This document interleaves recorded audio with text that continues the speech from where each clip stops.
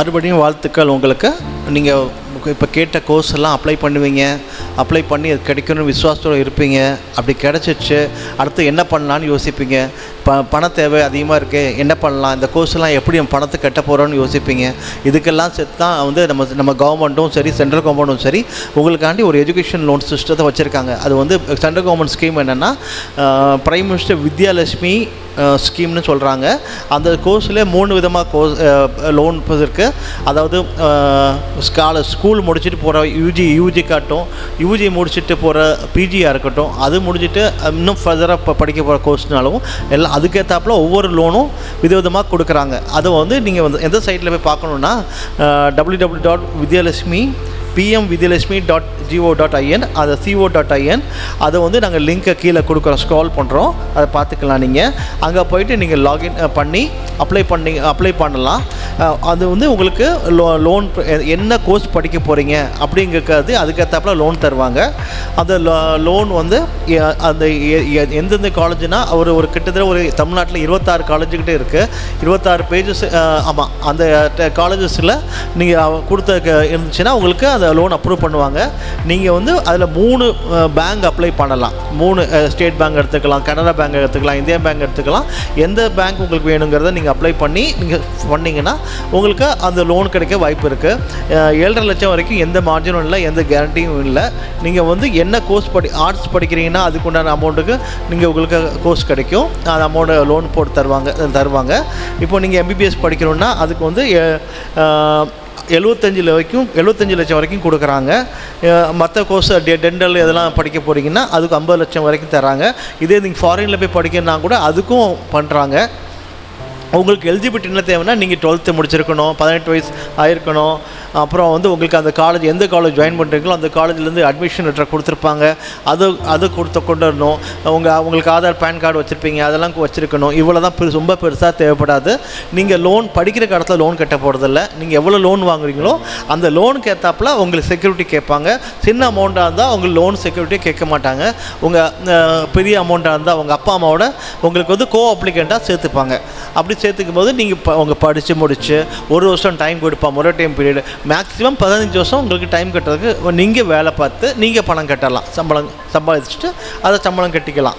இப்போது வந்து அதுக்கு லோனோட இன்ட்ரெஸ்ட் வந்து ஒவ்வொரு லோனோட இதை பொறுத்து இருக்குது. பிஎம்விஎல் உட்கஸ்க்கு வந்து 6.9% சொல்கிறாங்க. பிஎம்விஎல் உத்தம் வந்து 7.2, பிஎம்விஎல் உதயின்னு 8.4. இதெல்லாம் நீங்கள் அந்த சைட்டில் போய் பார்த்தீங்கன்னா உங்களுக்கு புரியும். இதில் வந்து இப்போ உங்கள் எலிஜிபிலிட்டி பார்த்தீங்கன்னா இதில் என்னென்ன எக்ஸ்பென்சஸ் வரும்னு பார்த்தீங்கன்னா உங்கள் காலேஜுக்கு கட்டுற ஃபீஸு, ஹாஸ்டலுக்கு கட்டுற ஃபீஸு அதுவும் ஆட் ஆகிடும். எக்ஸாமினேஷன், லேபரேட்டரி ஃபீஸு இதெல்லாம் கூட உங்கள் லோன் அமௌண்ட்டில் ஆட் பண்ணிக்கலாம். நீங்கள் புக்ஸ் வாங்குறீங்களா, எக்யூப்மெண்ட் வாங்குறீங்களா, இன்ஸ்ட்ருமெண்ட் வாங்குறீங்களா, கம்ப்யூட்டர், யூனிஃபார்ம் எல்லாம் கூட இதிலே ஆட் ஆகிரும். இந்த லோன் அமௌண்ட்டில் நீங்கள் முன்னாடியே சொல்லி இதெல்லாம் லிஸ்ட் ஆகணும்னு சொல்லி நீங்கள் அந்த லோன் கொடுக்குற ஆஃபீஸர்கிட்ட கொடுத்தீங்கன்னா அவங்க ஆட் பண்ணி தருவாங்க.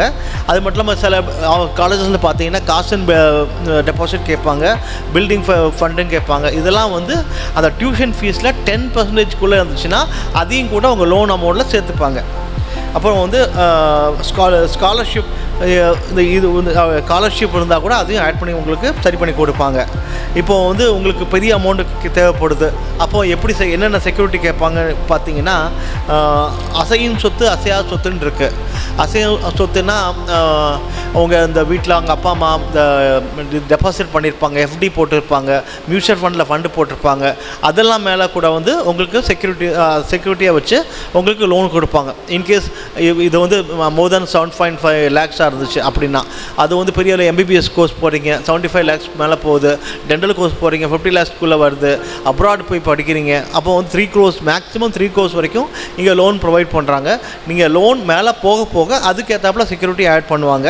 செக்யூரிட்டினா கொலட்ரல் ஆகுது என்ன கொடுப்பாங்கன்னா உங்கள் வீடு வச்சுருந்தீங்கன்னா வீடு மேலே உங்களுக்கு லோன் கொடுக்கலாம். இடம் பிளாட் ஏதாவது வச்சுருந்தீங்க, அக்ரிகல்ச்சர் லேண்ட் வச்சுருந்தீங்கன்னா அது மேலே கொடுப்பாங்க. இல்லை இது வந்து இதெல்லாம் அசையும் சொத்தில் வரும். அசையாத சொத்தில் வந்து மியூச்சுவல் ஃபண்டு, எஃப்டிஸு, அப்புறம் ரெக்யூரிங் டெபாசிட் ஏதாவது போட்டிருந்தீங்கன்னா இது மேலெலாம் கூட உங்களுக்கு கடன் கொடுப்பாங்க. நீங்கள் வந்து இந்த கடனை வந்து இப்போ உடனே கட்டணும்னு அவசியம் கிடையாது.